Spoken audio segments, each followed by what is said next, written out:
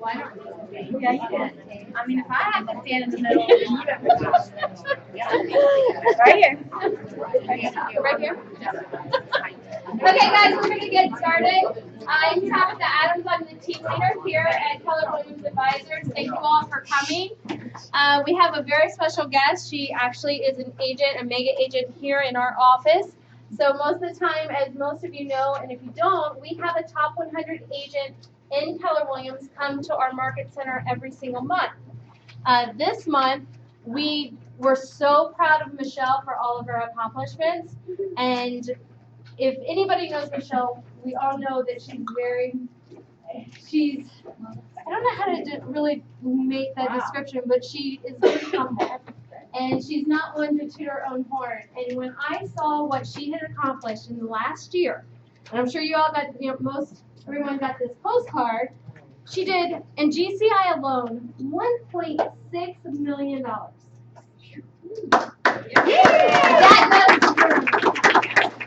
She did 251 in units. Wow. She listed 130 homes.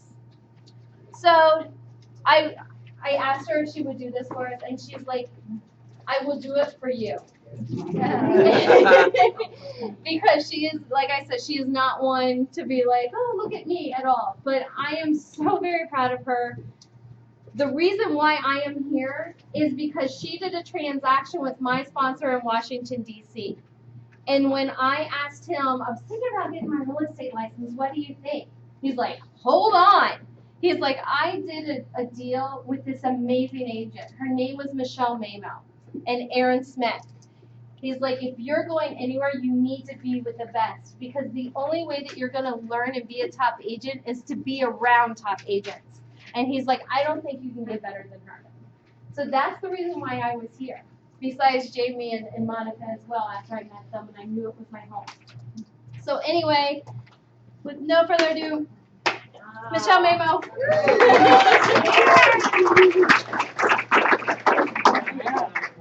Hi guys. No. I just want to. I was thinking about this last night actually.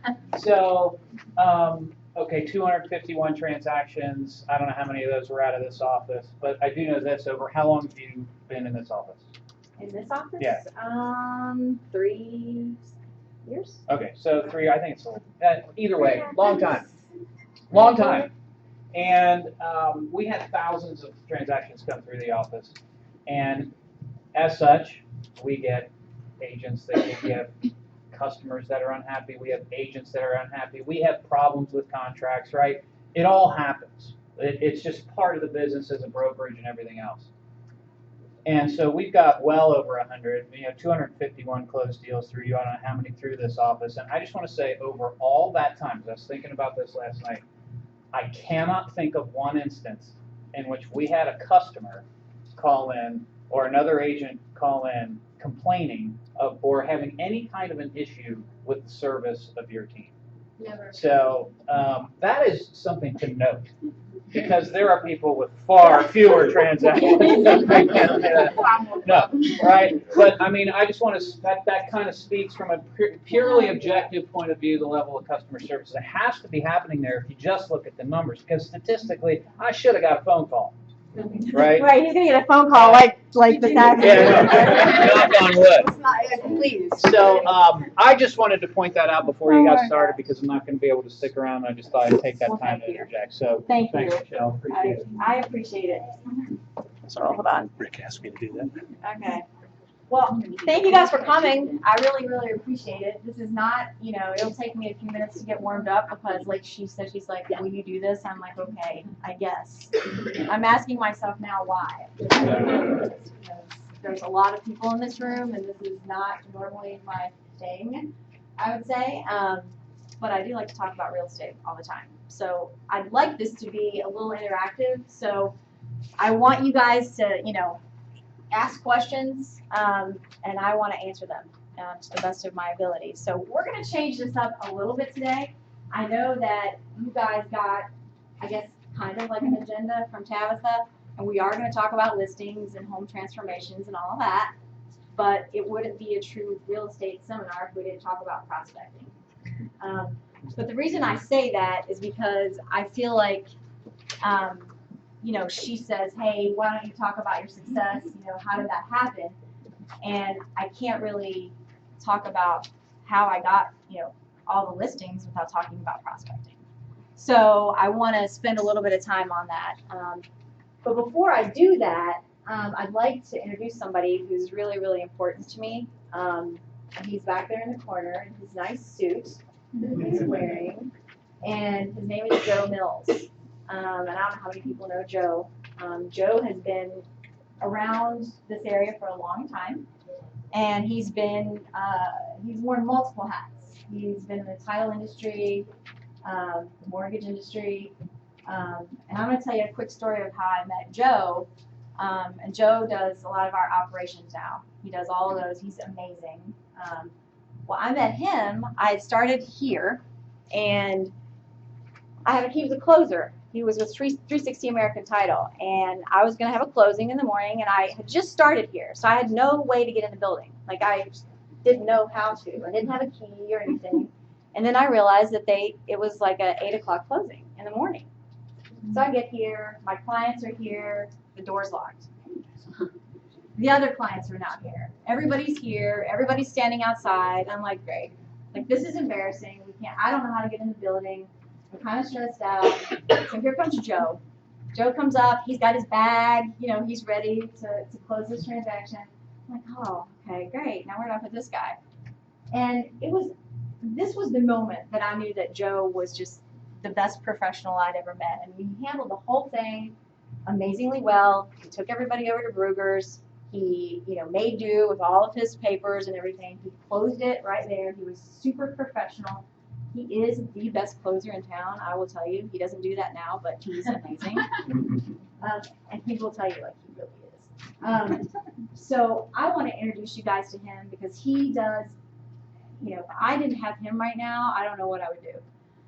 He's such a business person. He runs, again, our operations. He's run all my finances now. He makes me do things that I'm not used to doing. I mean, I'm just like a country girl from West Virginia, and you know, I went to college, but I don't think I knew a lot about business. I just knew how to sell real estate. And you know, Joe's just the best. He says, you know, you got to do it this way. You got to, you know, track this, track that, and you do.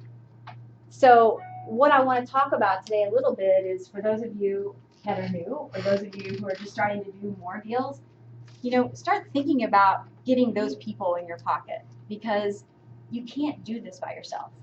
You know, as you start to get busier, you're going to be just surrounded by craziness. And you've got to have the right people on your side. So, Joe, I want to introduce you.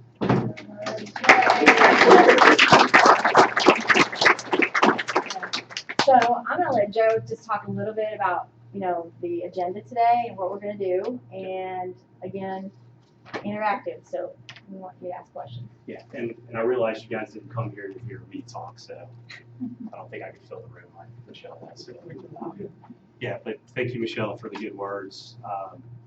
Like I said, I won't talk too much about myself, but I do sell as well. So when you hear me talk about some stuff today, this packet that I put together, I do have experience with that. So when I first started with Michelle, I've always kind of been a hybrid operations sales guy. So I've always sold and also kind of ran the operation stuff for us. I live up in Liberty Township, Westchester, so I primarily just focus on friends and family myself. So it's about all I have time in life for. I do wear a bunch of hats, but I do feel I'm knowledgeable, and I try to teach like other agents that start on our team. That it's very important, and I think a lot of you can probably attest to this in the room, that there's a lot of terrible agents out there that don't know their job and don't do it very well. And it's frustrating when you're working with a client and the other agent's not providing you paperwork, not responsive. So, you know, we want to not only touch on the listing presentation, but also, you know, talk about the qualities of a good agent, which I think we have here at Keller Williams. So, Yeah. I'm sorry. No. Yeah, and I want you guys to bear with us because it's kind of important.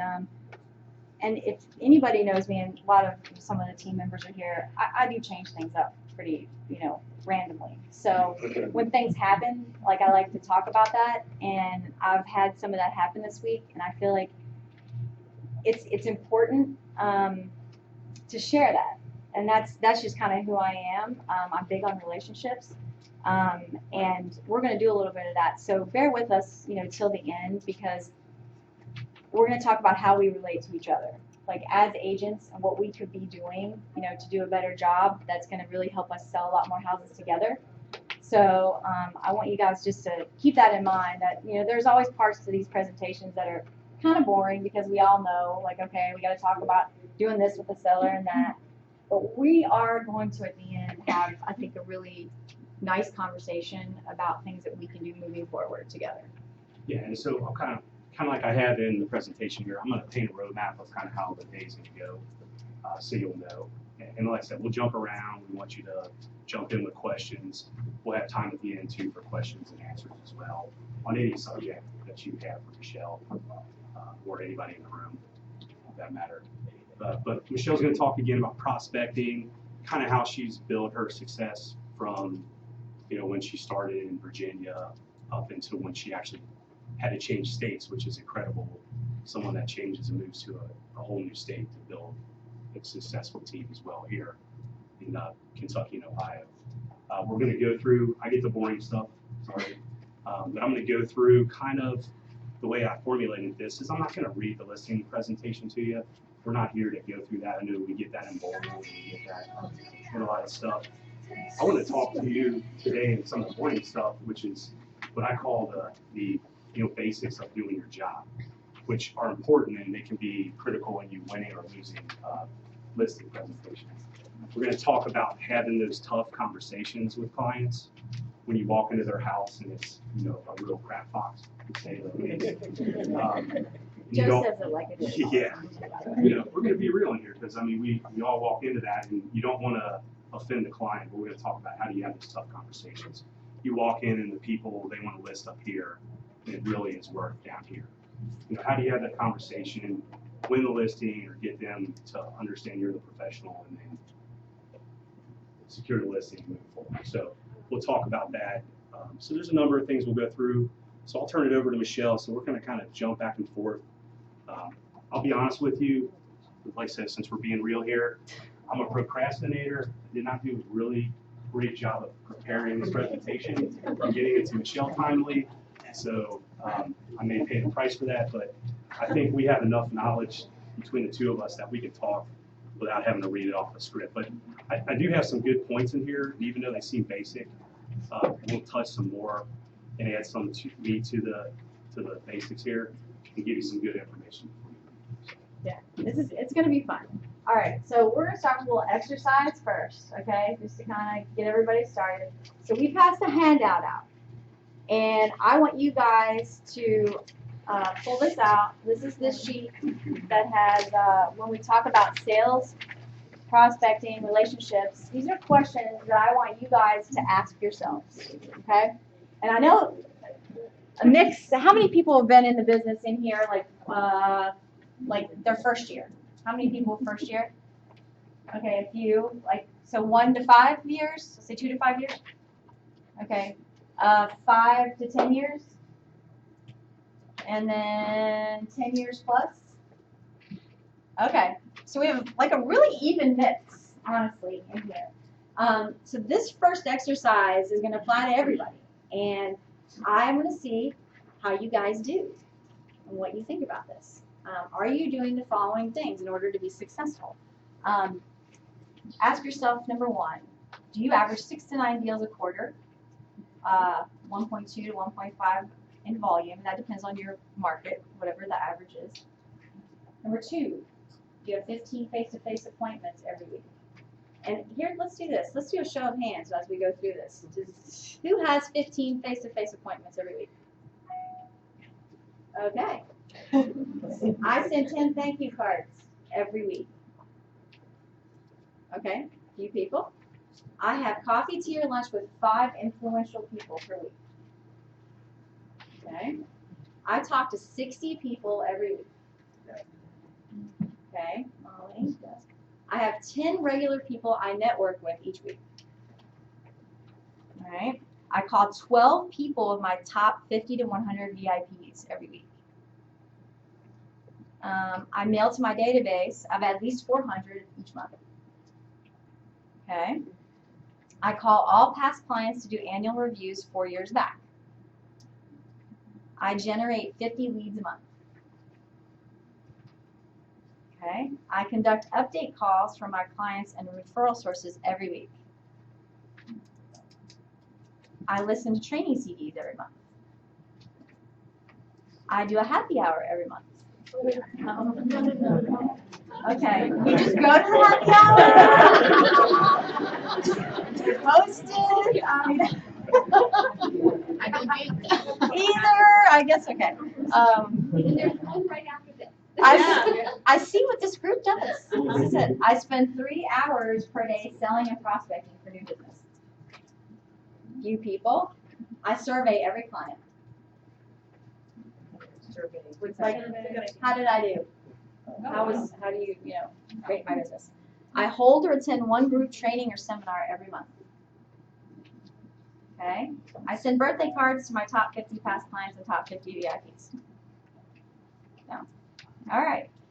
So, how's everybody feel about this list? I feel like I did this, I would have so much business. And I only checked 4. See? Right. And I love that she said that.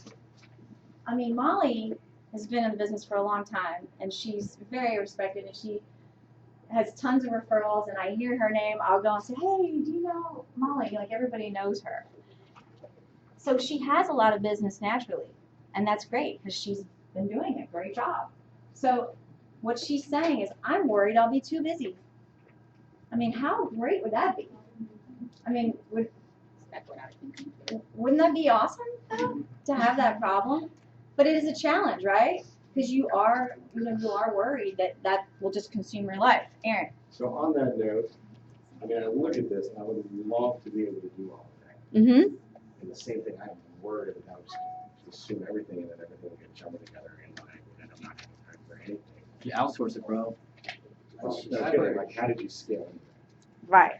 So, well, right. We're gonna talk a little bit about that, of how that kind of works, and I think that helps also being here and using some of the tools that you have, because there's lots of tools and systems and models and things like that to do it, and stick to that. Try not to go out of the box so much, because if anybody wants to talk about anybody who's made mistakes, just talk to me later, because I've done it.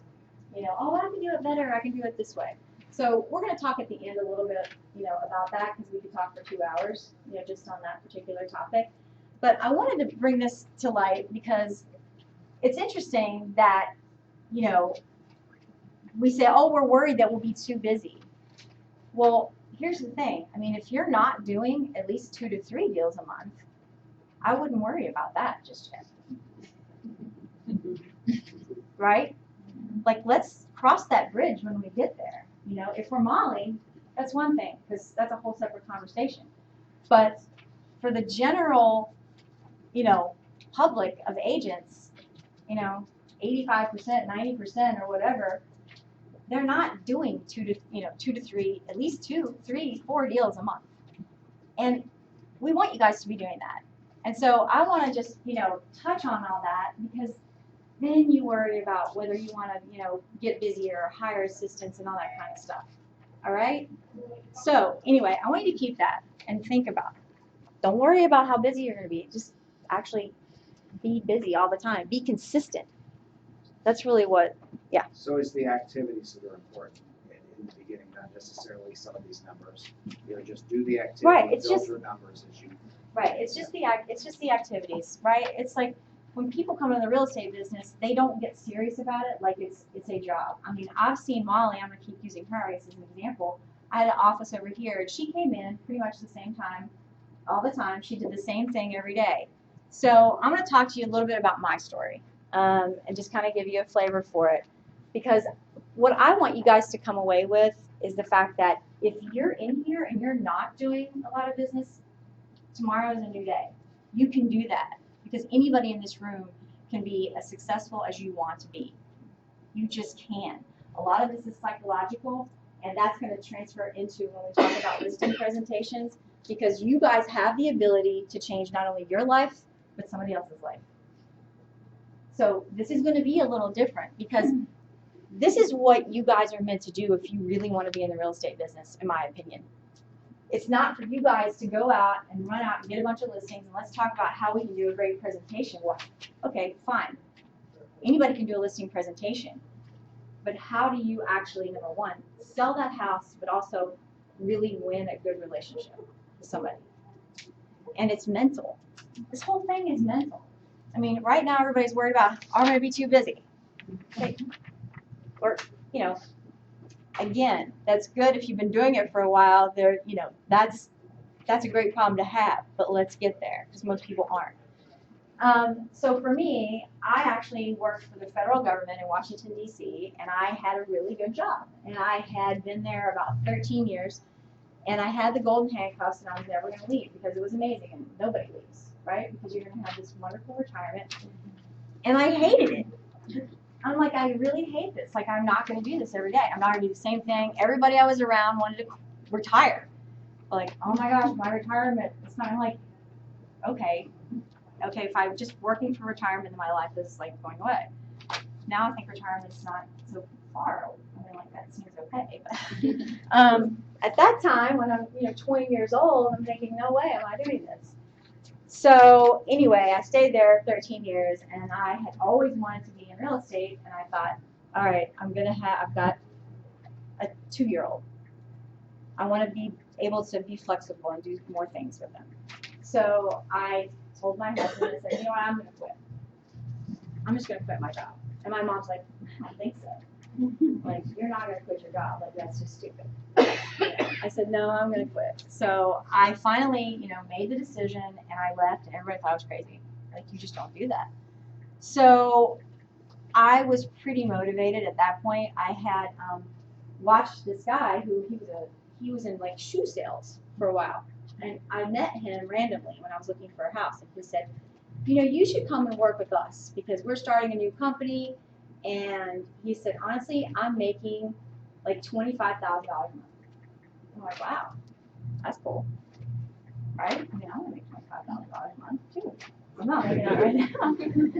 He's like, no, yeah, really, let's go over with us. I'm like, fine. So I did it, and what's interesting about this story is that there was only 4 people that were starting this little company, kind of like a little Sipsy Klein, like how Sipsy Klein might have started, like back in the day. Let's call it. And so it was a little local company. Well, we came in and we did the same thing every day. I mean, literally, we came in like 9 o'clock. We prospected every morning. I did an open house for 2 years. Like I did one every weekend. Like I never missed a weekend of open houses. And then religiously, I mean, I had my sheet, and I would call every Monday, every Tuesday, and I had it like down. And I did that for 2 years. Well, I don't even realize what I'm doing, but I'm actually practicing, basically the MREA book. I don't even realize I'm doing that. And I had all this business. So I ended up being an assistant right out of the gate, like 6 months in, because I was so busy. So that went on for a while, and I ended up doing really, really well in the area. And I thought, this is great. I'm making a lot of money. Sales prices are like really high in DC, Northern Virginia. I'm just saying. It's like $400,000. So I thought, this is great. This is awesome. But you know what? I worked myself like to death. Not that I don't work myself to death now because I'm just obsessed with real estate. But at that time, with little kids, I did that. And then my husband had a crazy job, and so he ended up saying, we're going to move across the country. I established this business, and he's like, oh, I'm moving out west. I'm like, no. No, we're not moving out west. I mean, maybe you're moving out west. So anyway, long story short, I'm not married to him anymore. However, yeah, this is not alcohol. I will say that I dropped everything, sold the house, and said, fine, I'm going to go. I had actually just transferred to Keller Williams. So I was building a team because I had so much business and I had some really great people working for me. And I said I'd just drop it. So I did move, and I ended up doing some productivity coaching at a Keller Williams out there. And it was weird. I'm not gonna lie, like it was really, really tough, but I ended up keeping my other team because I was with Keller Williams. So I had passive income coming in, but I didn't really understand passive income at that time. Because in my mind, I'm like, well, I don't really understand. I mean, if I'm doing $40 million by myself a year, and I've got 3 of you, and you guys are doing like 20, like what is your problem? Like, I don't understand what your problem is, people. You know? And Linda McKissick, for those of you who know her, she kindly explained to me that you need to understand that you're not going to be making $500,000 a year. Passive income is great if you guys are making $50,000 or $100,000. You're not doing the deals, right? So it's understanding that there are other ways if you get busy to try to set that structure up so that you do have a way to make money when you're not doing the business. So this business can be anything that you want it to be. You can be great as just a single agent and decide to do this many deals, but it depends on your personality. I mean, if you have a psychotic personality like mine, you've got to have other people around you because then you're going to be busy regardless of what you do. So we're going to discuss that. But anyway, I'm in Utah now. That's where I'm at in this story. So I'm there, and I'm thinking, why am I here? I don't know. So I started to start a team. I branded one. I had like 3 or 4 people at that point, and then he says, "Oh, we're going to move to Cincinnati." And I'm like, Cincinnati? I mean, can you not even know where Cincinnati? I'm not moving to the Midwest. I mean, what? No, not happening. I'm going back to DC. I said, no, that's fine. I'll move. Fine, I'll go. Well, in the transition to that, and we had bought a house, and I said, well, I'm just going to buy the biggest house I can in Cincinnati because the sales prices are better, and I want to be happy. And then we didn't stay together. So here I am. I've got this big house. I now know that I'm going to have to use up all of the money that I've saved because, you know, when you go through a divorce or something like that, this is what happens. And I've got 2 kids to support, and I am now a team leader at a Keller Williams office in Kentucky, helping them open up. So I decided that at that moment, I had to start all over. And I'm like, that's great. How do you do that? I don't know anybody. I don't know really where I'm at. So I went ahead and jumped off another cliff and said, I'm going to grab somebody that I know. And I grabbed Aaron Smith, who had maybe been in the business for like 5 seconds. And he didn't know any better. So he said, whatever. So let's go. So we hold ourselves up in a room. And I said, listen, like, we've got to do something here. Like, we got to do something fast. I got a big house, and I'm not going to move my kids again. They've already moved twice. I promised my son I wasn't going to have that happen, and I'm not going to do it. So every Friday we'd go, and for a while we didn't have anything to do. We just have a glass of vodka or something. I don't know. It was just, you know, there wasn't, well, like, how do we get business? So finally we started, you know, cold calling. And I never did cold calling. I built my business from open houses and other ways. And I said, I got to do this. So long story short, it worked really quickly for us. I mean, we started doing it. I will tell you that the most humbling moment was when an agent called me and he said, this is Jason Ash. He goes, Michelle, I've got a deal for you. I got your first deal for you. I go, oh, that's great. It was a $20,000 short sale. And I go, that's awesome. And here Aaron and I go together. So, you know Aaron. Here we go. We're down in, like, you know, Ludlow, Kentucky somewhere. And we walk in the house, and there's not even, like, rooms. There's, like, we can't even figure out where the room is. There's, like, a bathroom in the living room. It's, like, really weird. So, May I ask how many years ago was that? this was 5 years ago. Okay. literally, like maybe 6 years ago. I lose track of that. And that was awesome.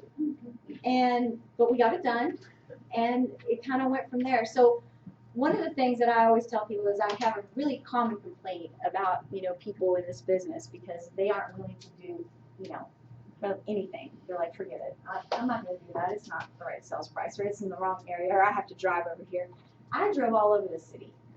I mean, I drove everywhere except up to like Cleveland, literally, just because I said, I'm going to make this happen for my family. I'm going to restart my life. I'm going to do this. And that's what I did. So it's kind of a long story, but I feel like it's an important story because in the real estate world, everybody's like, I don't know if I can do this. Well, if I can do this in a place where I don't know a single person in my sphere of influence, and I have to go ahead and use the tools that are given to me and prospect every day, I'm pretty sure you guys can do that. I'm pretty sure. So I just don't want you to ever doubt yourself because it can happen. I'm not saying it's easy, but it can. And so when we talk about those relationships, a lot of what helped me build that was relationships with other agents. I had done a lot of business, there, and I would then go and try to meet people. I would meet people in Ohio. I would met like Jamie and, Monica and Brian Smith, who he gave me some deals. Brian, this guy, he's not going to go. I won't tell you that story. That'll take too long. How that worked, but that's how I ended up getting on Jennifer Mertland. Just building all these relationships with people who are amazing. So I want you guys to realize that you can rely on each other for things too. I mean, we've got a river in the middle, but let me tell you something. There's needs on both sides, and everybody can share, and everybody can come from a place of abundance. And so going into that, we're going to kind of segue into once you start building up that business, and again, we did a lot of for sale by owners and expireds and just networking. So most of my deals were like agent referrals, which was more expensive because I always had to give them a tip fee. But you know what? So what? I'm more than happy to give somebody a tip fee because they thought enough of me to give me that chance, and I'm going to service that client at the highest level possible so that they want to give that to me again. I right now have agents from RE/MAX, from other companies like within the area that give me business because they can trust me. And then when I moved my price point up and started working on builders and other luxury homes and things like that, I get a lot of deals from those people tipped to me now because they don't do that, and I'll go and do that for them. So set yourself up and think about today coming out of here with what kind of niche market could you set yourself up in that you could go out and try to get some leverage from other agents to help you get more appointments. What areas do you work? How what is that? What does that look like to you? Because that's the best way that you guys can kind of catapult yourself to that next level. Getting into the whole listing process, like Joe said, we gave you guys sort of a sheet that's got some basic stuff on it. And he's going to go through some of that. What we're going to talk a lot about after he goes through a couple of the basics is getting into what's sort of our specialty, which is more of like the house transformation piece. And we're going to tell you how you can kind of get in that and how you can use that at the level that you're at. Because, Molly might have more resources, to do some of that. Whereas if you're new, there's going to be some suggested ways for you to do it that don't cost you an arm and a leg. Because you have to be really careful in this business. And I always tell people, if you come in as a listing agent, that's usually a problem. Like when you start in this business, I came in as a buyer's agent because you're not spending the money that you have to spend when you're doing listings. It costs a lot, doesn't it, to do listings? I mean, it costs a lot. If you're going to do it right, it's going to cost you some money. So we're going to give you a few tips on how to do some things that don't cost you money. But by and large, the biggest piece is, again, thinking about the mental part of dealing with these sellers. Because they don't, they're all rational, right? Right? I mean, everybody's easy, right? No, nobody's difficult. This market's not difficult, right?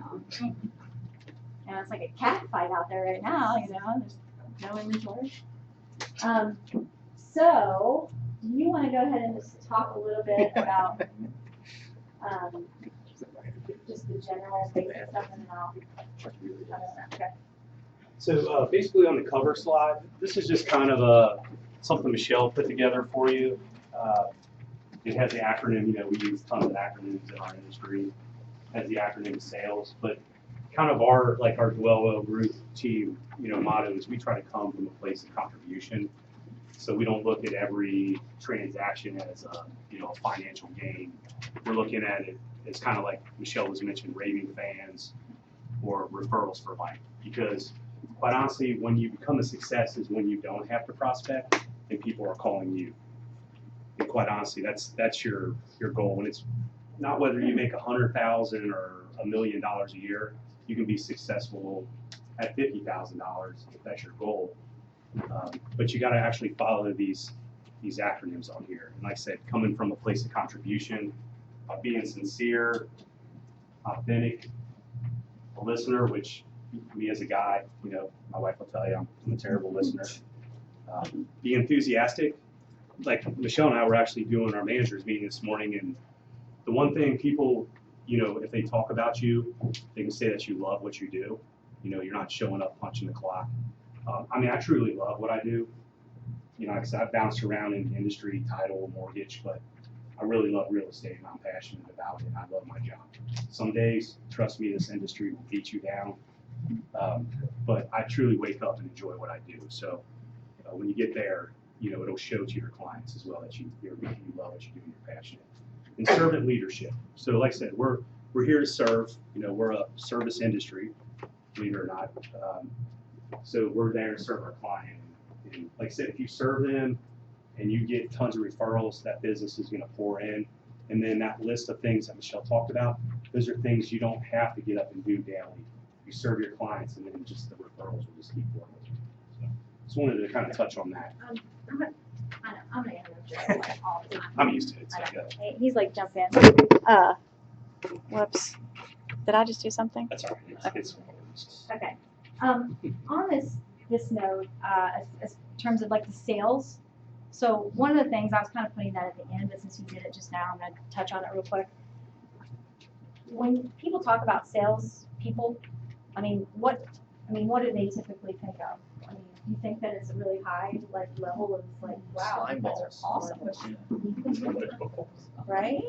I mean, is anybody in this room ever kind of like, well, this is what I do? You know, do you ever worry that somebody's, gonna see that? I mean, right? We talk about everybody wearing their badge and their stuff on their car, and I'm like, no, I'm not gonna do that because somebody's gonna know I actually might bug them. I don't know. So I think there's that's kind of a problem. So again, I think this is an opportunity for all of us. We've got this big group of people in a room to go out and say, we got to change who we are as salespeople. We need to have a new identification with that, because that's not what we are.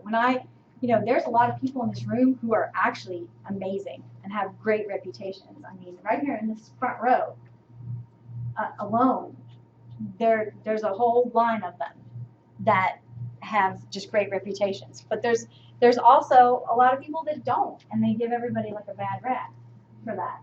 So I think, really we want to keep that in mind, that we need sales to be different. We want to be successful. We want to be authentic. We want it to be in a really good way. So when you do that, when you go into these listings and you meet these people, what I want you guys to think about is, again, how am I going to change and impact their life? Are they doing the hardest thing for them maybe at that point in their life, right? It's the most stressful thing they're doing. How are we treating them at that time? So when you're talking about listing presentations, the most important part of the whole listing presentation is how you guys are going to treat that person the second that you meet them. You're going to meet a lot of crappy people, right?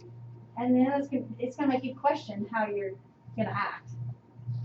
But you're also going to meet a lot of amazing people that you're never going to forget, and they're going to give you an experience that is worth a lifetime to you. It's going to be worth a lot more than money is. You know, that's for sure. That's not what drives me to do this business. And the second that you think about money and that's what drives you, that's the second that you are not going to be successful. I'm just telling you right now. That if you do the right thing and you come from that place of contribution, your pockets are never going to be empty. They're just not if you're taking care of that person. So if somebody said, okay, here's this person that has a $20,000 short sale, this older lady who has, you know, she's really in dire need. I mean, I'm not going to like turn her away. Now, if I'm too busy to take care of that, then that's when I need to set myself up with a group of people. If I'm Molly, and Molly's like, wait, I have way too many appointments and I can't take on more business, she could set herself up with a group of people she trusts, you know, and tip those out to them. And she still has good passive income coming in and have somebody kind of check on that. So those are things you want to do because you don't want to just turn people away and be like, sorry. I mean, I'm going to tell on myself right now for yesterday because I actually took an appointment because nobody else could do it, and I kind of wanted a break from like the craziness, and it was a $125,000 appointment, and I knew the guy probably wasn't going to sell because it just probably the house wasn't worth it. And I thought I'm just going to go, and I should be smacked for doing that. I understand because I was too busy, but I did it. And I had just an amazing conversation with this older couple. He's 75, and he was awesome. And before I left, I got 2 referrals. His daughter was selling her house, and then I got a guy that he knew was selling his house. And we had an amazing conversation. So the thing that you have to understand is not every house or every appointment that you go on is going to be where you get that business. You know, you might go sell a $60,000 house, but I've done that, and then you get 2 referrals, and they're both $400 from that same person. Let's stop judging all of that too. You know, I sell a lot of high-end stuff, but I don't care. I like talking to everybody the same, and that's what we need to try to do. So when you walk into that house, you guys go into this listing presentation, be authentic. And be excited because your enthusiasm is they're going to absorb that right away. And when you go around, you're going to be able to have that communication with them, and they're going to just instantly be like, wow, okay, they really actually care about me. They truly actually care about me. They just don't want to like run out the door and they're not looking over here like, okay, if you don't sell at this price or whatever, then forget you, I'm out. Like, see you later. Really? Okay. I'm not saying it's smart to take every listing or take overpriced listings. That's not what I'm suggesting. But I'm suggesting make the most of it and give it like a fair chance. Because you've got to understand that person's psyche. How many people think about the disc when they go in there? They know what the disc personality is. Yeah. I mean, can you guys speak to that at all? Do you guys do that, assess that when you go into an appointment? Well, I do a pre-qual. Mhm. So while I'm talking to them on the phone, I try to determine if they're, you know, the DIS or C, and then I Okay. try to gear my presentation towards that. If I know I'm going to be talking to an accountant, I'm going to bring more stats with me. If I know Right. I'm going to be talking to, you know, someone who's amiable and very chatty, I'll present myself differently. The husband and wife, they're rarely the same time to gear it to 2 different people. Right. Running listing presentation. Right. Right. You guys have to be like a chameleon. You know, you have to change with that person. Yes. When you have 2 people and they have different personality types, is it better to try to somehow come out in the middle, or is it better to try to figure out which, in the dynamic, which one really is the driver and the decision maker and tilt more that way? That's a good question. You know, for sure. What do you guys think? I never go down the middle. If I'm talking to a driver and wants a quick answer, I'll give him a quick answer. And if his wife wants to gab and gab and gab, I'll gab with her. So I switch back. Yeah. The worst thing you can do is ignore one of the 2 That's right. drivers, because at the end of the day, they're, especially if it's a couple, they're gonna have that conversation. And what you don't wanna do is like, eliminate one person from the process. No, I'm not If suggesting they've been there for eliminating. years, doing the language they understand. I'm not necessarily talking about eliminating one person, but obviously, you can usually tell after a certain period of time with people who's really driving the decision in this process. That's very true, but there's an old adage that behind every great man is a really Exactly. rock star woman. That of course speaks both ways, and irrespective Usually it's of the one who's how the couple's defined, they're a couple, and it's a joint decision. Yeah. And So talk to each one in the way. It's usually the woman. well, you never really know. I mean, you just kind of have to assess it, See, I knew that was gonna happen. See, this is gonna be like a live deal on this Good, that's fine, I'll jump back in. on the speakerphone. That means I'm supposed to stop talking. That's what it means. I gotta keep, Legit. I gotta keep He this, actually called you. yeah. He did. He does. We gotta keep this under 4 hours, so. I talk a lot.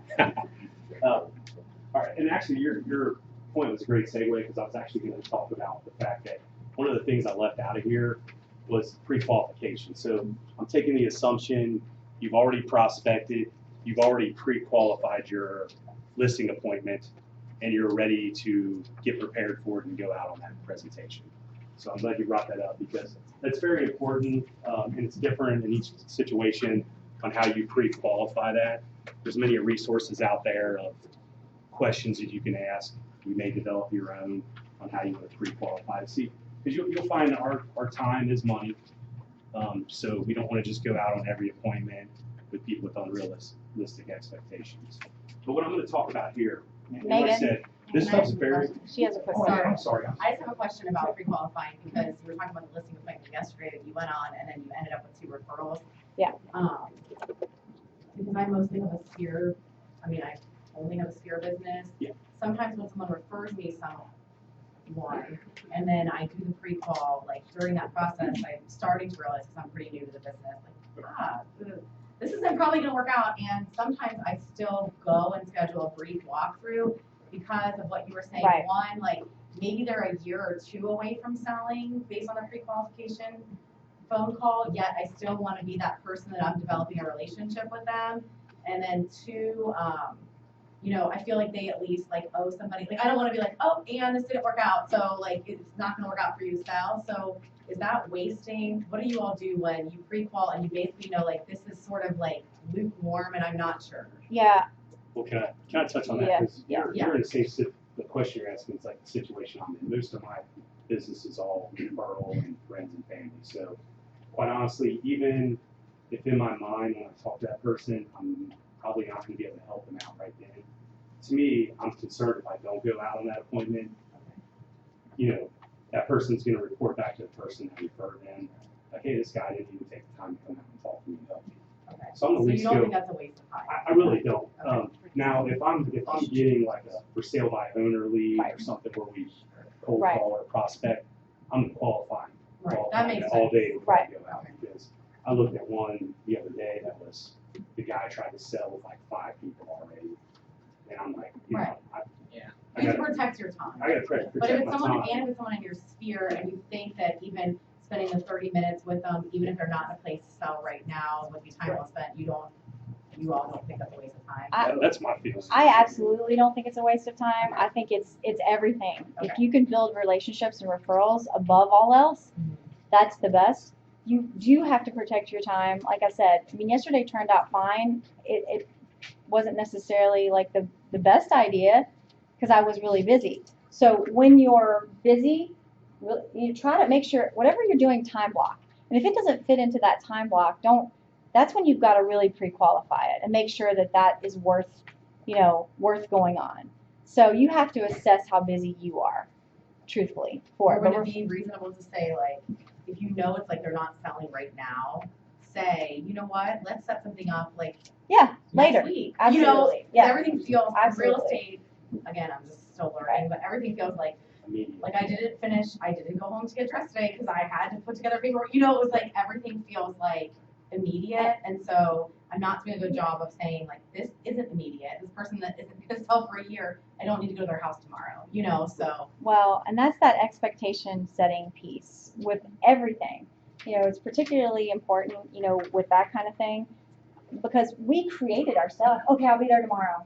I mean, okay, well now you set that or like you go into the listing appointment, and you're like, okay, I'm gonna have this done in like 2 seconds. We tell the team all the time, okay guys, do not say you'll put this on the market like this week. Okay, don't say that the picture's gonna be there tomorrow. Don't say that the staging's gonna be there tomorrow.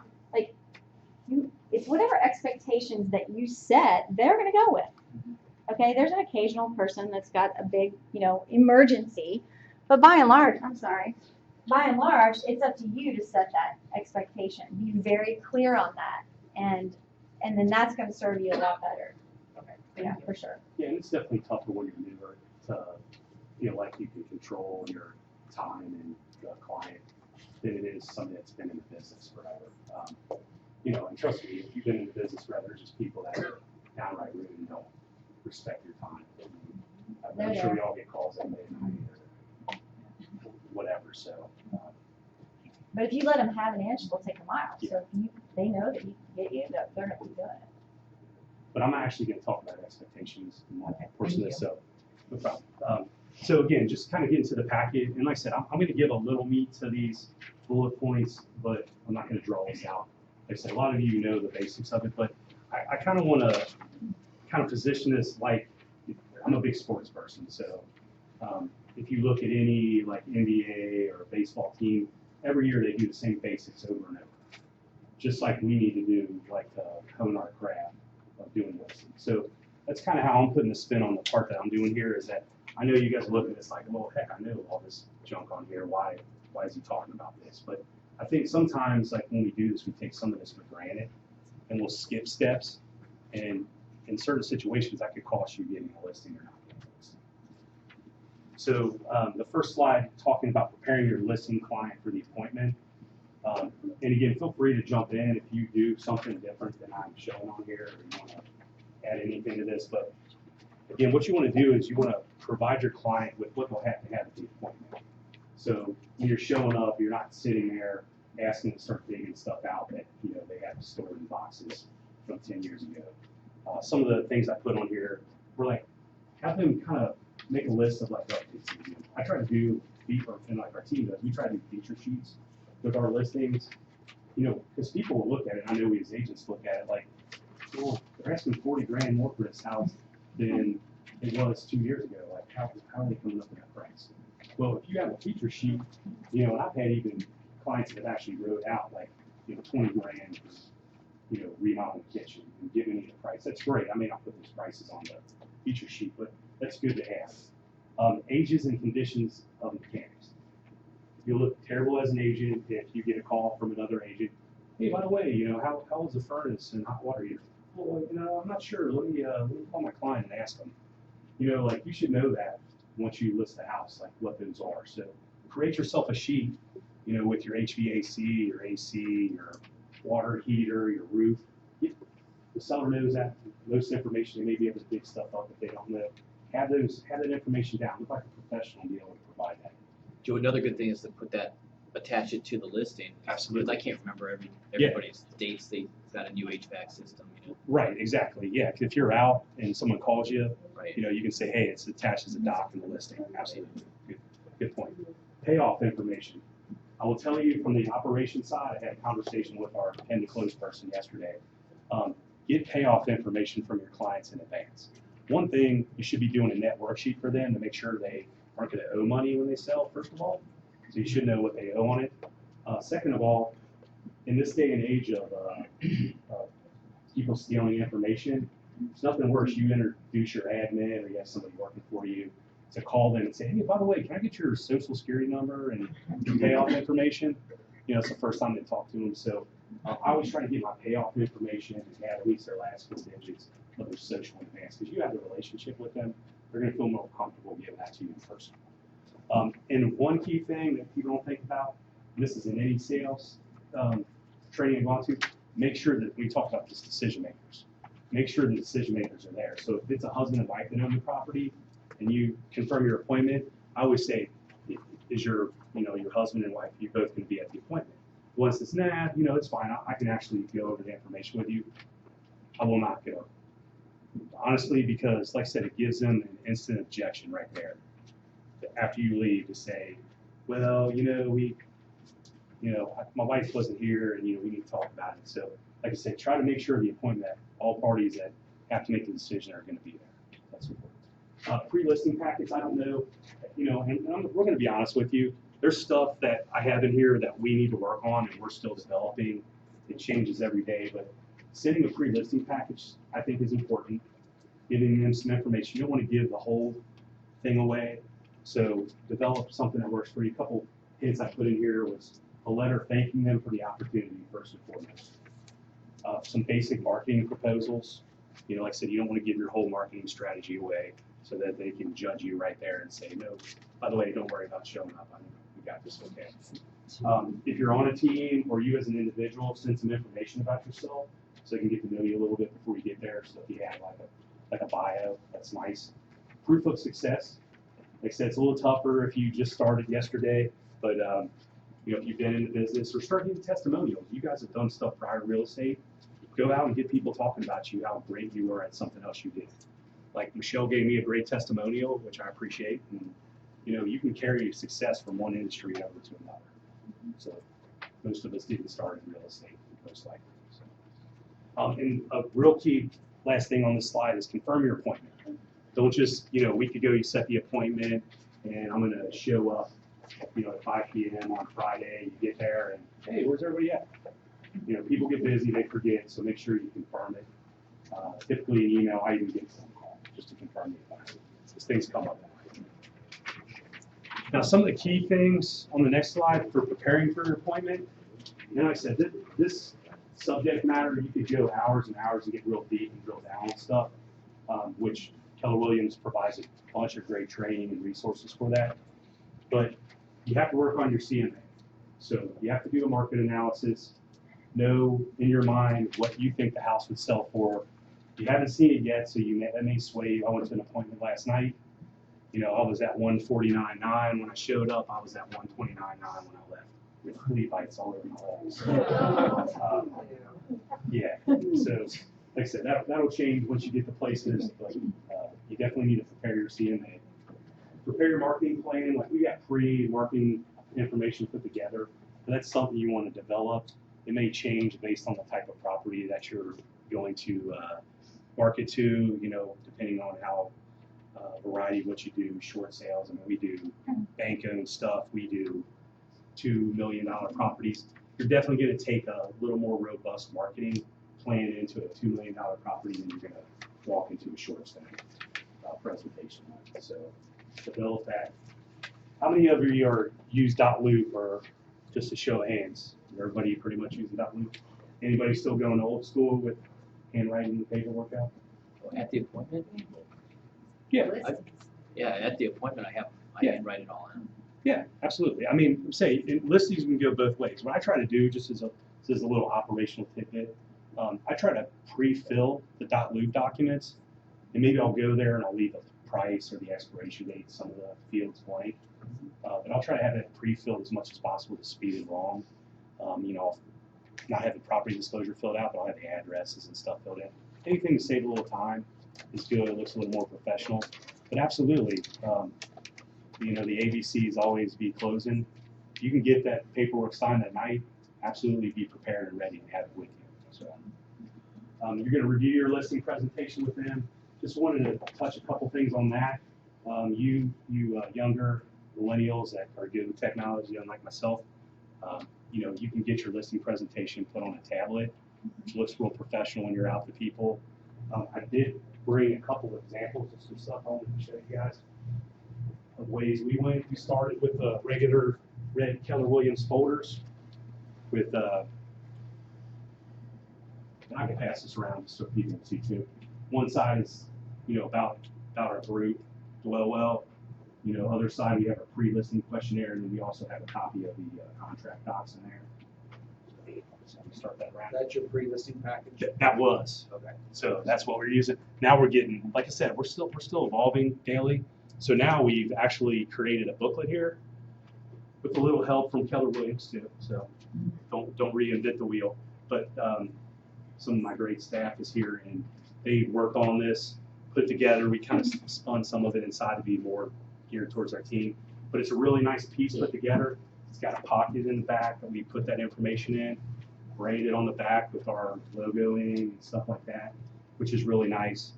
Because some people are all about, like I said, when you do their disc, you could go out with listing paperwork and they don't care about the other stuff in there. They'll push the book aside. Then you'll go out with engineers and stuff like that. You know, I've got calls back where I've lost the listing and people said, well, you know, I really like the presentation the other person had. And that's a humbling thing to know that someone was better prepared and had better stuff than you. So just some things I wanted to pass around and show you there.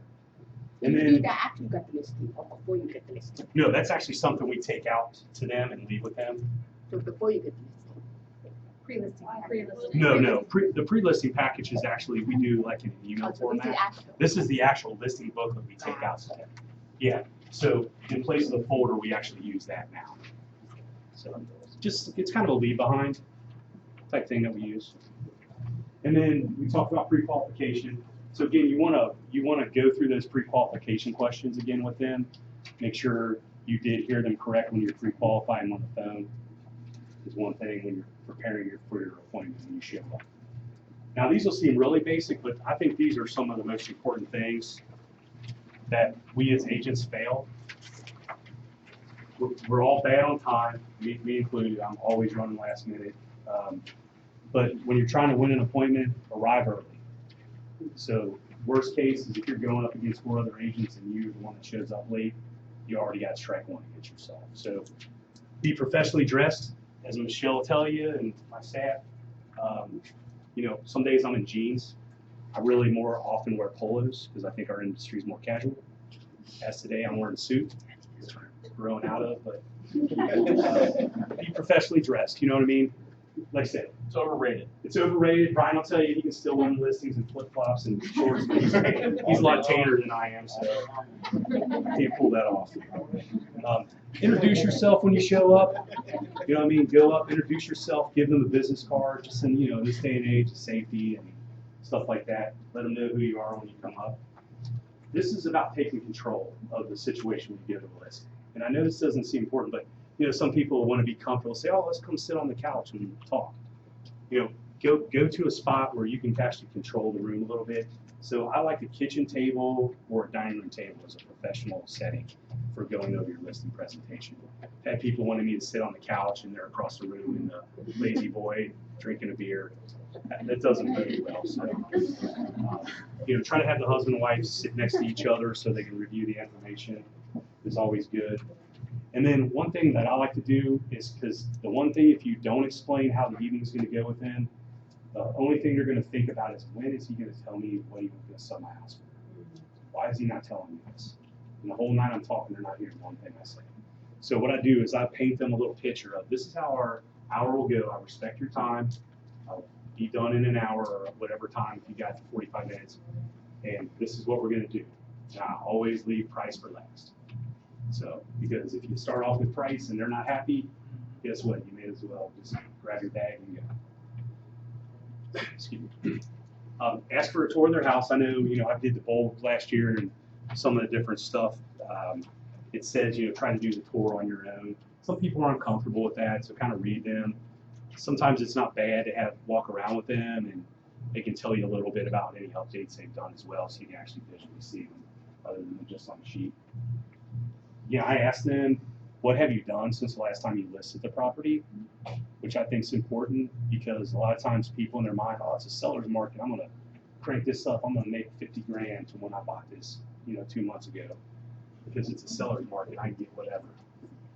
You know, be able to justify not only to an appraiser. I actually, just give you one quick story. I actually had a deal where my guy really over improved the house.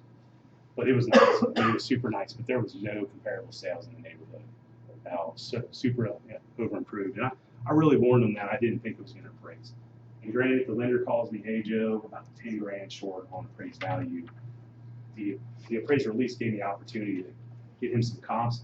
One thing that I did have going for me is I had a long list of what they had done with pictures, invoices, amounts that they had paid that I actually furnished to the appraiser and actually saved that deal and got every dollar at 10,000. That's the only time it's worked, but just an example that, you know, being prepared and having that information is helpful. And then I also asked them, like, what attracted them to the home? Because I'm trying to get in the mind of now a buyer coming to buy the house for me as a listing agent. You know, what attracted them, but what are some of the things they dislike?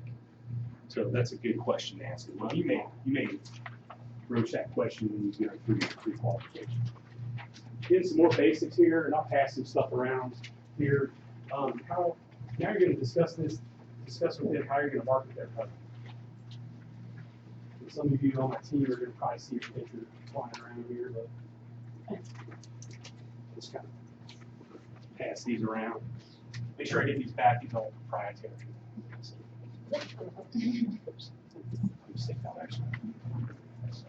But so again, discuss your marketing plan. There's a number of different ways, and again, Michelle talked about we're all at different levels. So those that are new in the room and you haven't done your first deal and you get your first listing, granted, some of these brochures and stuff I'm passing around, I did not do when I did my first deal. Even when I was on my own. But some type of flyer is nice. You want to leave flyers. I mean, we all show houses. It's frustrating, if you go into a house and there's no flyers. I typically prepare my clients and buyers with stuff anyway, because nowadays you can't always count on them. Do you do the flyers in-house, or do you have? These are actually things that we actually put out in our listings. So you'll see a couple of different levels of example. I gave you like a trifold brochure, which is on one of our more expensive listings. And then one that Sharon just did for me today, just a 2-pager one, and I actually showed you like the docs that we put with it. Where are you printing them? I think it's the question. Oh, I'm sorry. Yes, are you printing them in-house, or do you have a company that does it for you? Actually, here locally, and some of you guys may use it, K&A is the company that we use here locally. There's another company we have in Virginia called BTW that does a little more. The only difference with it is they do a little better job creasing. So like when we do some of the $2 million deals, we'll send those out for production there. And then they also do some like the 3D dimensional videos and stuff like that. Can I ask a question? Yeah. The booklet that you showed us earlier, that was really high class. How much cost is that? Actually, Nick, I think what did we get with those books were like $5 a piece or something like that. Yeah. If you, and everything's a little cheaper if you do it in volume, but they're really not as expensive as you think. About how much is it? Do you have any Keller Williams executives in there? So if you buy that same presentation, which is where we kind of stole it from, they charge you like, wasn't it, Nick? How much was that? Like $30 or something to buy that? Or to buy that like presentation? yeah, if you were to get it through ES, it was like $34. Oh, so you didn't produce that? No, we did. What we did is we took a template, like we took a sample template of what they did, and then we changed like the verbiage, which we're changing more, and then use that as like the first part, and then in the back put all of our pieces in so there. you only pay $30 for that? No, you would pay $30 for that same booklet, right? But we're getting it produced for $5 because we took it and took our marketing people. Like Brianna is awesome, and so she was able to take it and create, like, put our branding and our, But there's a lot of resources out there. What we're saying is don't try to reinvent the wheel. Right. Take the resources that So Keller we can Williams follow that has presentation and put your for own our spin on brand. it. Yeah. Put your logo in. And that's what they do. They put it out there so you can put your own spin on your stuff and recreate it. That's the beauty of really Where this did you find the company. original e-file for that? on eEdge. Yeah. There's, and then also. There's all there's kinds of marketing stuff. suite has Yeah, one. yeah, Yep. they have a ton of nice stuff. I went to that Gotcha. training on that. Yeah, there's, like I said, there's a ton of resources out there, and like I said, we took the ideal and then just had our marketing people actually put our beef it up exactly and change it right here. Yeah. Yeah, we're almost done. Okay. And again, like just marketing plan, like I said, you'll see some of the examples on there. Discuss your CMA. You're going to talk about pricing and marketing conditions with them. And I'm going to let Michelle talk more about that because that'll be in that section about the tough conversations. One thing I want to talk about is reviewing the listing documents with them. I know a lot of us sometimes will just leave them behind and say, hey, look at this, when I leave. you really want to kind of discuss the exclusive right to sell agreement with them, because you want to handle objections while you're there in person. Two things you want to discuss on that is commission and the listing contract, the time frame. Some days, I can get 6 months out of people. Sometimes people don't want to be held that long in a contract, so you may have to negotiate it down to 90 days. Really stand firm on your commission. Yeah. The quick question about that, the length of time, is that something you have to talk to your broker about? Or can you, if somebody says I can only do it for 30 days, and your broker's like, well, I like 6 months, can you decide Yeah. the length of time that you want? Yeah, I'm gonna say that's your call. I don't think, I don't think they really. Well, it may depend. Yeah, I say 30 days. It Well- may depend on a team, though. It may depend on a team, depending on your marketing. Well, it costs. depends on what, Exactly. it depends on, like, if you're by yourself, or it depends on if you're with somebody else. But I will tell you, just, you do have to be careful depending on how much that you're gonna spend. By and large, I will tell you that we've had, you can cancel anytime kind of policy, because we want people to know that we're gonna do our job, because people are very leery of that.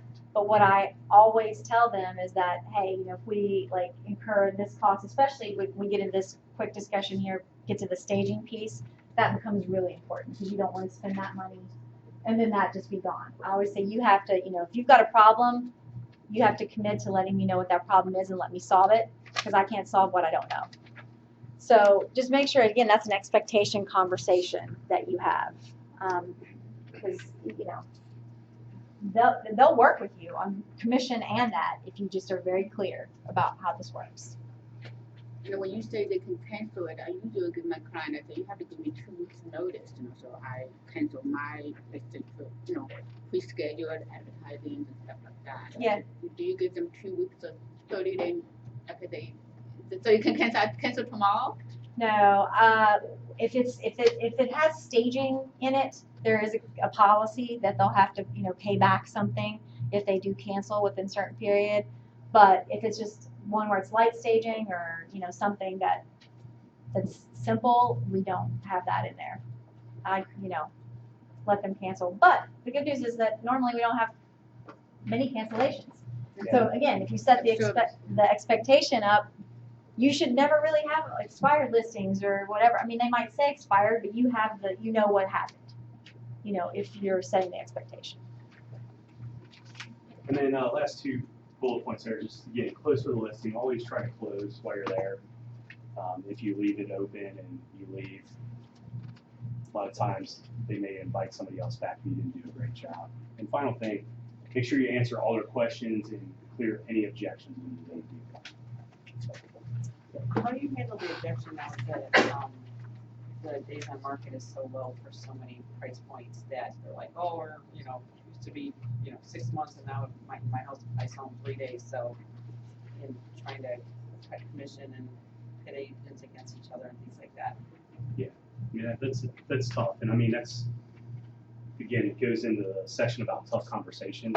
It's really your call. I think we're setting a bad precedence of agents of giving our commission away so easy. But the problem is we're battling against the Ownerlands and the Plum Trees and all these limited listing services. That'll do it for $500, but so it's tough.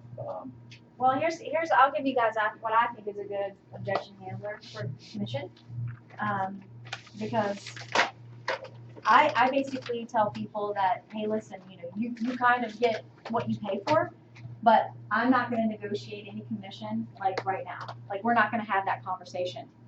If we have to have the conversation at the end, then we'll have the conversation at the end, because I wouldn't want to just negotiate all of your money away right away, right? As soon as you get an offer, if I'm going to do that right now, then that's a bad thing.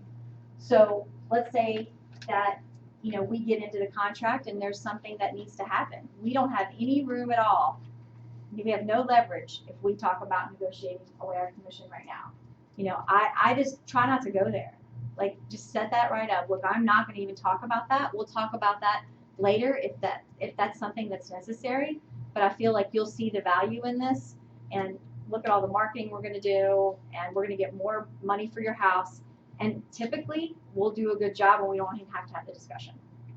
Because if you can if you negotiate it away and it sells right, right away, or I don't know what I'm trying to say. I'm like losing my train of thought. But basically, don't give it away up front. If you're going to negotiate something, do it on the back side of the deal. Because typically you won't have to do that and you'll be fine. And people don't balk about it. Even on high-end listings, I almost always get 6%. I mean, there are times that somebody says, hey, I'm going to go buy another house or something, and we'll, come down. But typically, they're just like, fine. They really are, right? I mean, they're very amenable to it. I just want to share my favorite line for that, and it's when they bring up commission, I just say, do you know you can get surgery in Mexico for 10%? And then they usually don't. They don't really blink at it. They get the correlation. Yeah. I'm not saying you're not going to lose sometimes, but be careful with that. What do you want to do? Yeah, and again, we can actually open this up for question and answers. We're really the last two slides is just, and maybe we can bring some of these questions up. But the thing that we're missing, we got to talk about is the house transformation. Yeah. So I was going to say, why don't you talk about house transformation? There's a couple slides in there, and I apologize, the quality of the pictures don't do justice to the difference between before and after. But if you ever want to really truly see, call me. I can give you some addresses. But Michelle will tell you our home transformation process is.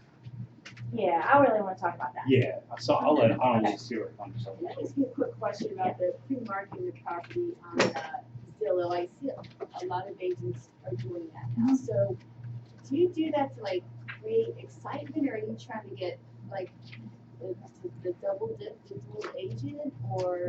Yeah. Let's talk about that for a minute, because I think that's a good question. We weren't doing the coming soons on Zillow and all that, but we are doing as much coming soon now, right, Brianna, as we can. Brianna's doing a lot of posting out there, but we're doing it to create more of an excitement. You've got to be careful, because we really try not to just. It's great to double dip stuff, okay? I'm not gonna lie, that's an awesome thing, but you have to make sure that you're serving your client in the best capacity, okay? You don't want to short them because you're trying to double dip a house. You see that all the time, and it's really, really annoying because that's happening. So I'm not saying we've never sold a listing when we put it out there. If we are getting the price that we want, like the highest price that we feel like is possible. I mean, because sometimes you're going to go way overpriced and your appraisal's going to be a problem, everything's going to be a disaster. But we're not doing it for that purpose. We're not doing it so that we can just double dip it. We're doing it to create that excitement so that we can say, hey, this is coming soon. Get ready, because we're going to be able to take you to see it. Because typically, ours are not ready to see in a lot of cases, because we are staging them, and we don't like people to be in there until that's done. Right, so you're not getting them in any earlier, you're just putting it out there that this is coming, so if you want to see it when it's listed. Right. I mean, like I said, I've done that. I've got a high-end pocket listing right now, and if somebody's at a $1.5 million marker and they're wanting to buy, I'll get them in early. I had a whole bunch of people come through, even agents. I'll get them in early, because those buyers are more few and far between. So if they're there, you want to get them through. But if it's a $200,000, $300,000 listing, that's just not necessary. It can wait to see how the market's going to do. Yeah. So going to the whole house transformation. Yeah. Just for what you said, you're getting into appraisal problems, and that's turning ugly. Yeah. A lot of listing agents, and I don't know if anybody else has run across it or how much you have, but they're writing in now that should the property go into multiple offers, and say your top offer is $370, but it only appraises at $350, and they're writing in the buyer's expected to pay the difference in cash. I mean, that used to happen right before the market fell apart and the whole world, went crazy. So, yeah. Hopefully we're not headed towards that again. I haven't seen a ton of it lately, so, but I mean, I'm seeing escalation clauses again, and we've written. Yeah. So, to ask the question on that is, even if they write it in the contract and it does appraise over 20, what's the repercussions to the buyer if they're like, well, I just don't want the house anymore? Well, I mean, there's a legal But that- contract, so. But that's what I'm saying, so, would they, because at any point in time, they can cancel the contract. Now, they would lose their earnest money, and I guess. They can get sued.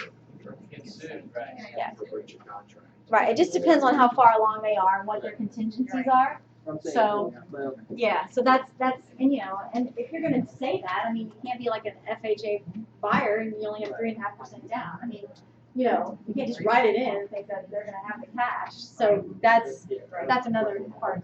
But, what we started doing on these, house transformations, just to give you sort of, a glimpse into that and how that kind of started, is it was started really simple back when Aaron and I were actually doing stuff, which we're sitting there and we were doing the for sale by owners and expires. And I thought, okay, how can we be different in terms of for sale by owners and expires? So Aaron's like, oh yeah, I think I got this like table in my garage. He had some like ugly pot that was horrible. Because Aaron doesn't really have that good of an eye, I'm sorry. So he's not allowed to stage anything. He's not here, so I can talk about him. But he brought in this like little, you know, bits and pieces of stuff and a couple of plates, and I was like, okay, let's just kind of take those over. We'll use some of those, and so we did a little bit, then we did a little bit more. I thought, well, this is kind of cool. So we just kind of did that for a while. Well, so then Aaron went off, and then Monica actually became my listing partner, and she didn't even really she didn't think staging. She's like, wow, we're not doing that. Like, that's not happening. So those of you who know Monica, she's like, no, like, I'm not doing that. So she's not here either. I'm talking about her. So we started doing more expireds, and we would, you know, Eric, he was helping us, he was making calls back then, and we'd go on these expired appointments, and I'm like, nope, we're doing this. So I went and spent a certain amount of money, and we started staging them lightly, just stuff here and there, and then we went and got pictures, and we had a really great photographer, and all of a sudden, even with just the smallest little thing, it looked amazing. And little by little, before we knew it, we were taking every one of them and just selling them, like, quickly. And it wasn't because the market had changed. There really wasn't anything different to that. It's just the pictures were either really horrible or there was nothing in the house and it just didn't feel good. So we started doing it until the point where all of a sudden I ended up with 4 garage bays absolutely packed. It looked like a shopping mall of stuff. And I actually started sort of just going to like thrift stores and picking up some dishes and picking up some pots, and just different people would sell their house and they'd get rid of stuff. I'm like, oh no, it's me, I'm an order, bring it to me, I want it all in my car. You know, and I really feel like that sometimes because I want it all. Because I took a broken chair, literally this broken white leather chair that was on the curb, and my seller's like, what are you doing? I'm like, well, that chair would be great. I'm like, okay, great. So I like load it in the back of my car, and then we can stand up. It was perfect because you could put it in the corner and shove it in there. So it was really, really kind of fun, and it worked. So that was kind of how this whole home transformation evolved. But then it got to the point where I couldn't fit anything in my garage anymore, and I'm like, this is taking way too much time. Why am I doing this? And of course, then I met Debbie Martin, who is amazing, and she's out. Actually, we're staging a builder's model right now, and it's great because builders, you know, love it. We stage their model for them, and we're able to do that. That's not something you can do, right?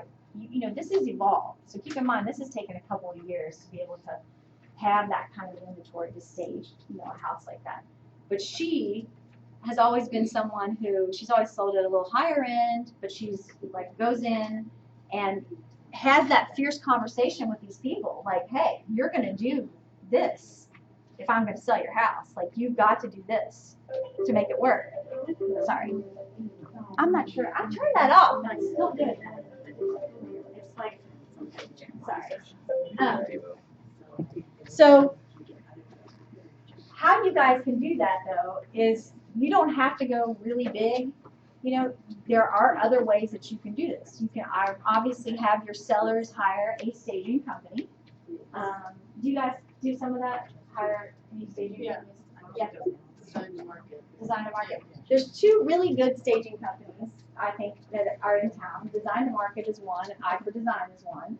So there's two, and they are really wonderful. And you can always have them come over and do a consultation, you know, for your client. What's the typical cost of the initial consultation? The consultations range from like, now I don't know Design to Market. It's free if it's vacant. 200. 200.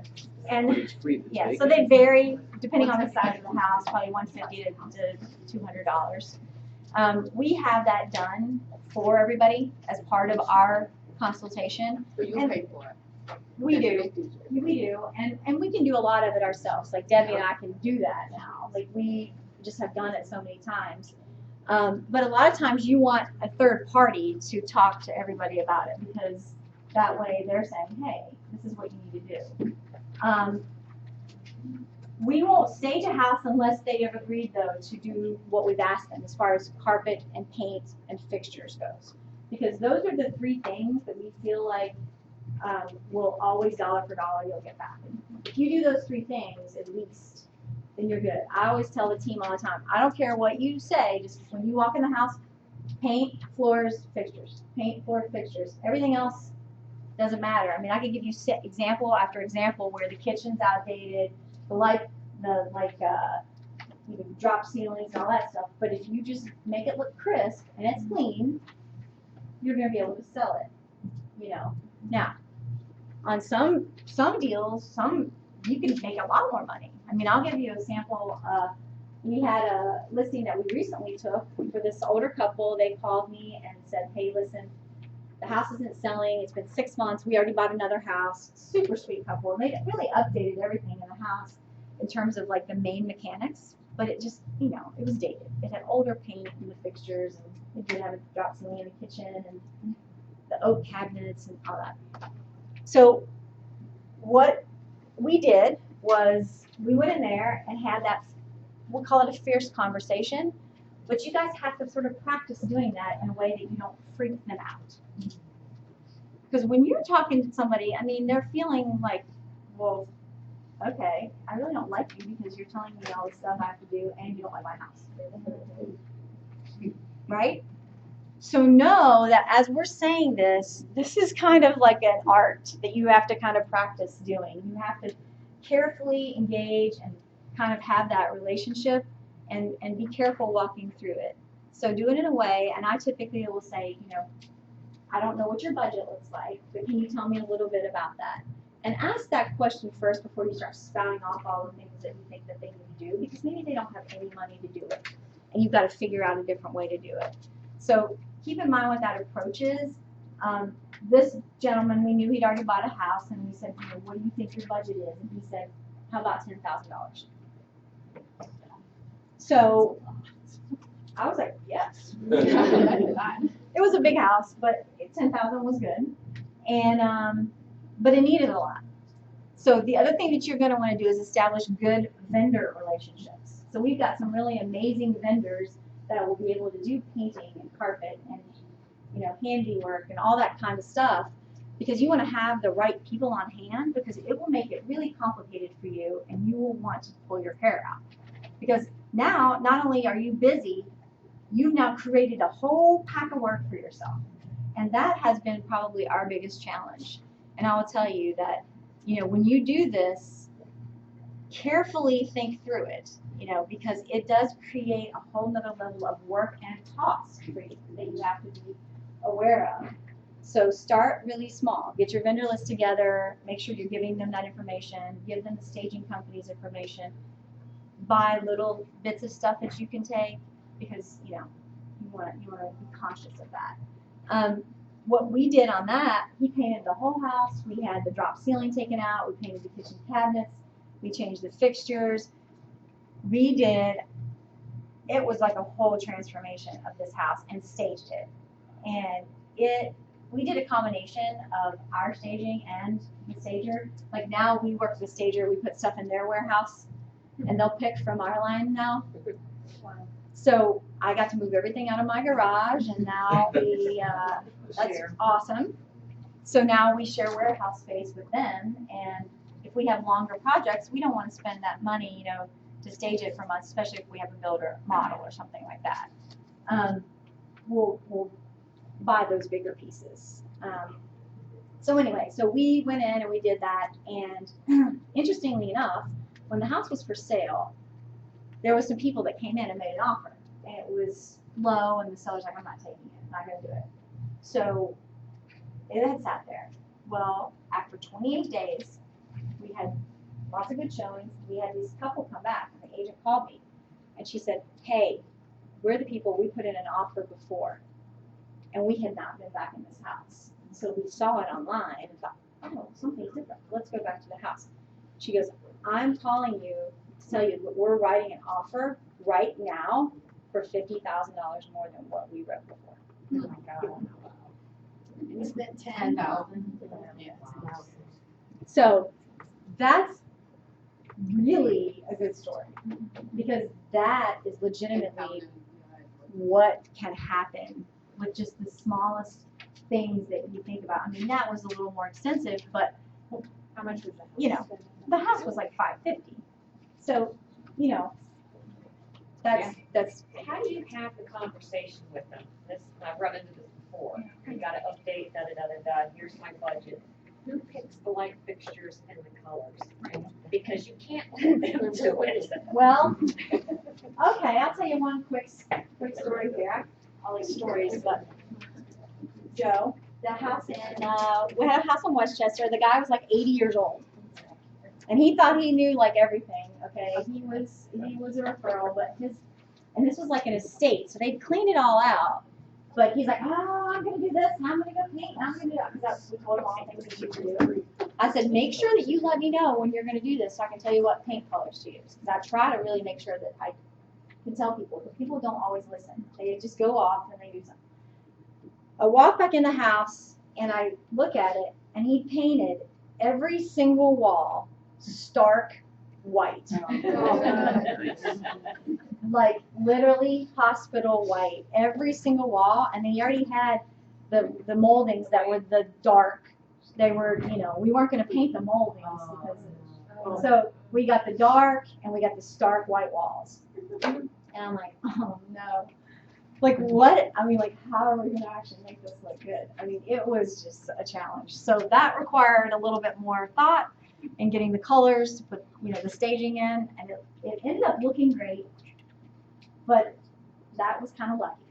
So try your best to kind of make sure you're telling them that ahead of time and giving them the actual colors, and then they'll go buy it. But if you wait at all and give them any leeway, they'll go get something crazy. So, or white.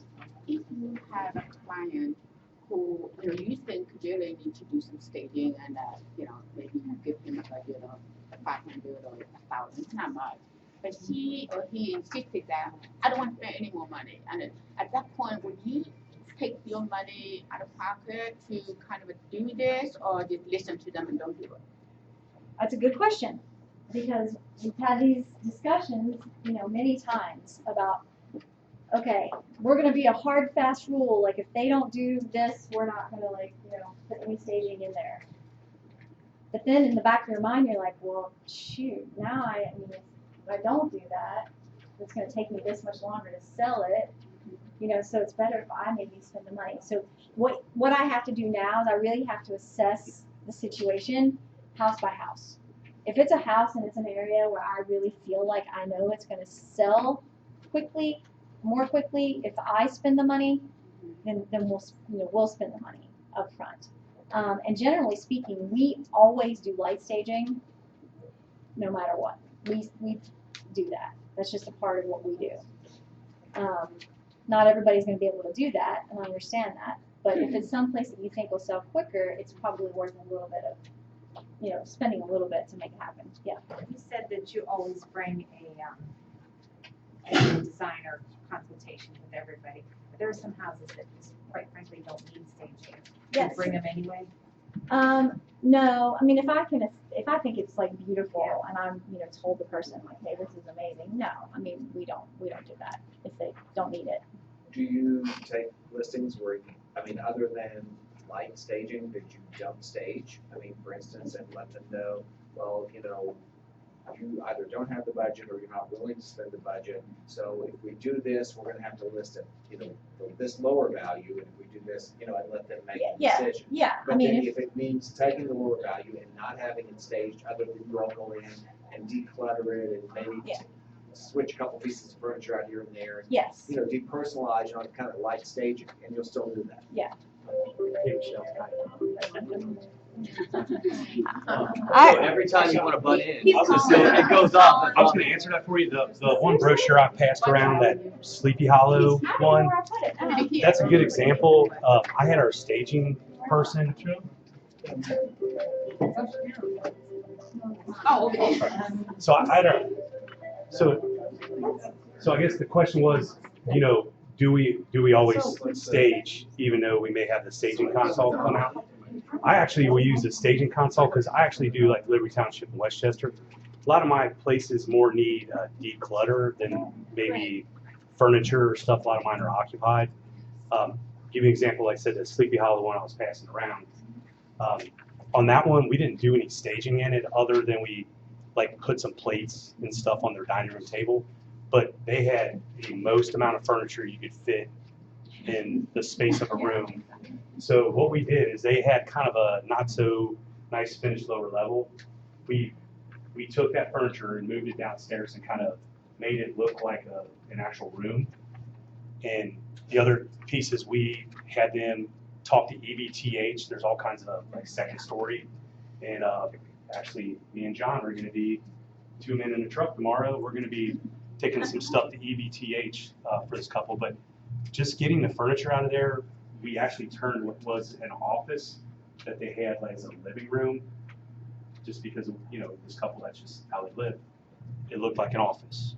We took a basement that looked like a mishmash pit of nothingness down there and turned it into a little sitting area, and it actually looked like a finished lower level. No, I was just curious whether they went that full. Yeah, but just to kind of wanted to touch on something, and since you brought that question up, is that for those of you that don't have the money to do these staging consults, it is huge. One thing that I do a lot of there is I partner with Vantage Self Storage, and they have a monthly special where people can actually store stuff there and it's a month-to-month thing, and they'll get a $50 discount off that.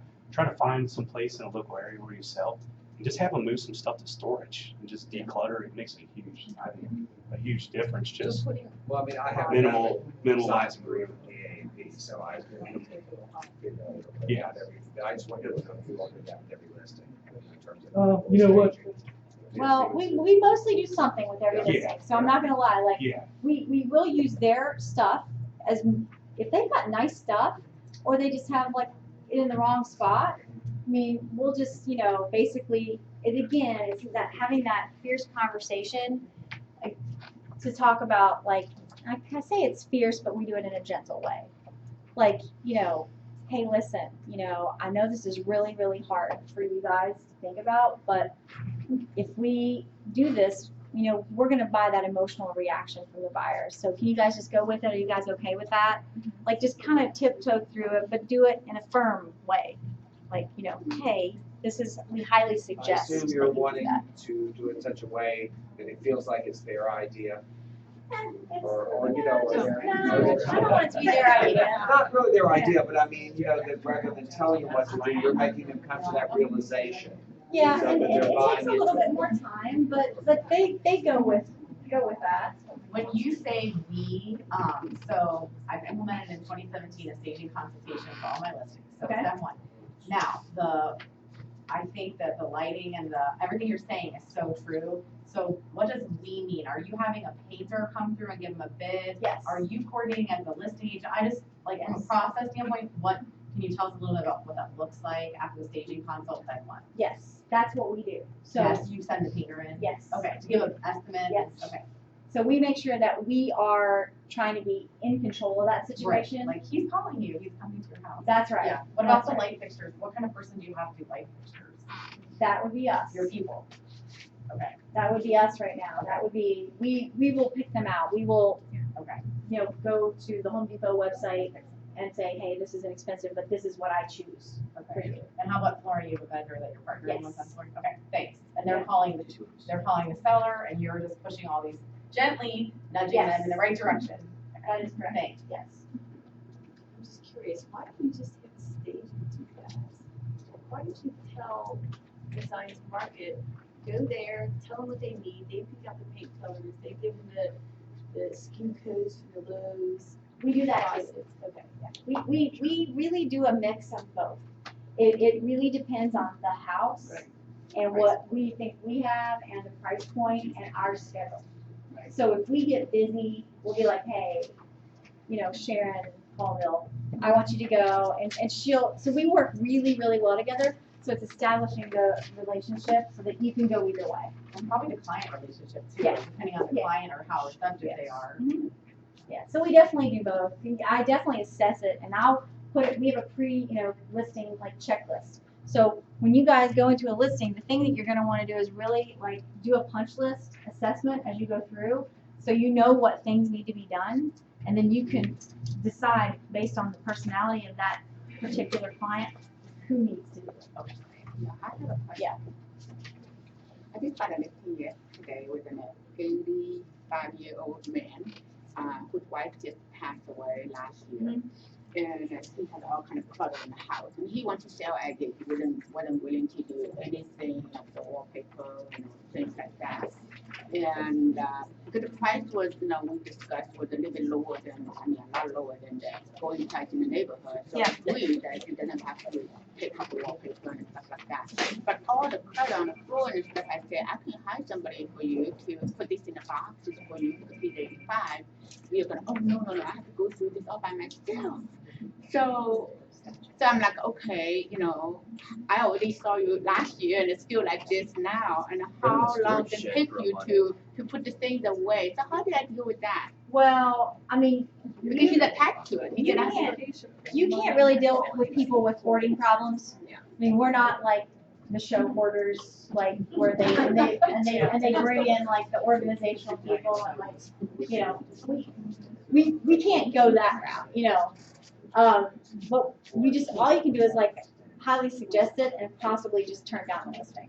If it's just something that is not going to work out, I wouldn't necessarily take it. Same issue. Michelle, I really like this with you, but you're telling me my 6 cats have to go. Yes.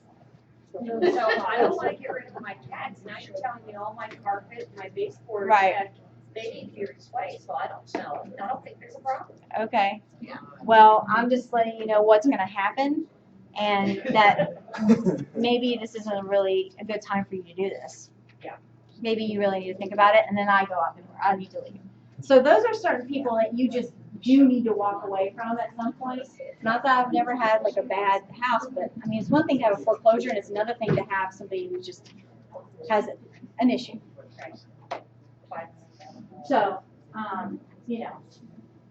believe me, I've done enough charity work in my life. Really, but at some point you have to stop being a not-for-profit organization. So, we only have 5 minutes, and I wanted to leave more time for this part. I know it was me. I started talking, but feel free to ask any of us, about this, because again, tiptoe into it. Don't just think, oh man, I'm gonna go out and do that, because it's really it's a great thing, but it also requires a lot of effort, coordination and all that kind of stuff. It can be very, very rewarding, but it's we just want to give you some tips to get started, to do a little bit of that. So I hope that helped, you guys. And again, lastly, just I wish you guys nothing but success. That's really what I want for you. And I think together we can all help each other, because I really believe in that coming from abundance. If we could all have, you know, a million listings apiece. Like, let's just figure out how to do that. And go into it with that attitude, because I think you'll find a lot more success. And also what'll happen is you'll sell a lot more listings, because it's one thing to get a listing, but it's another thing to be able to sell it. And the most important thing to do is to have that relationship, not only with the client, but again with the other agent. Because that's how you sell listings, right? I mean, if you have that, there's certain people that come to me like, I don't really want to work with them. But imagine it's somebody that, you know, really does a great job. They write a clean contract. They are authentic. They're really awesome. You want them to win, right? So you're able to sell that. I mean, sometimes realtors are the reason these houses aren't selling. You guys realize that, right? Or their offers aren't being accepted. That's right. Because that realtor just wasn't that way. Yeah, I'm working with somebody like that. Right. So in this market, just, you know, keep that in mind. Real last question. No, I have a comment to make actually. I think I've been new to California, but in the business for over 10 years. I think the most wonderful thing here is, like you said, we have the abundance, have the resources to share. I recently took a listing that wasn't, you know, hasn't been sold for the past 6 months, and I got the referral from activity for the painter, and we were able to spend only $2,500 to paint the whole house. It's a 4,000 square feet house. So that was one thing. Thank you, Richie. And I was able to get the stager.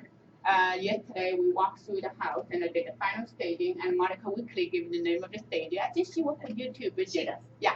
And she was wonderful. And what I did was try to save the budget, because my client was that client who didn't want to do anything, but I firmly believe that we have to do something, because the Indian Hills Goodrich, we have to do something. You know, it's an empty house, and so we went there. I firmly believe we have to do something. So I made up my mind, even if I had to pay for it, because it's $725, right? So I have to pay for it, I pay for it.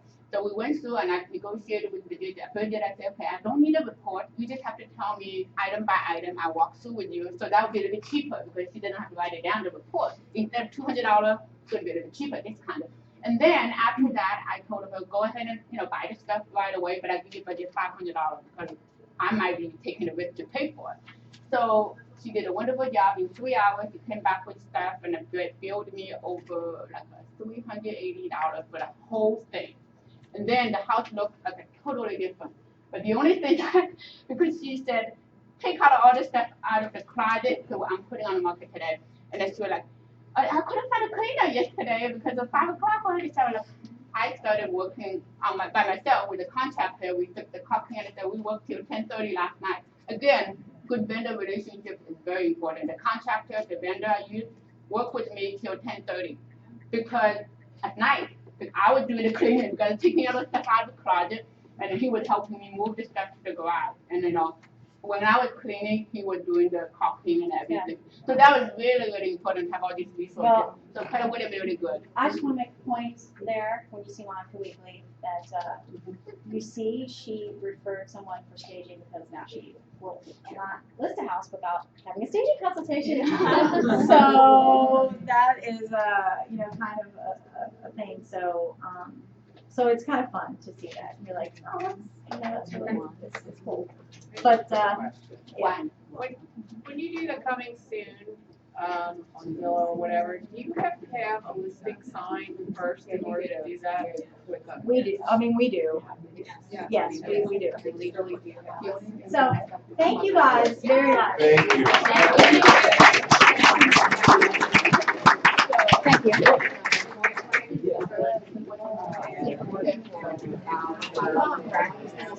You know, I sold a house by whoever listened to you.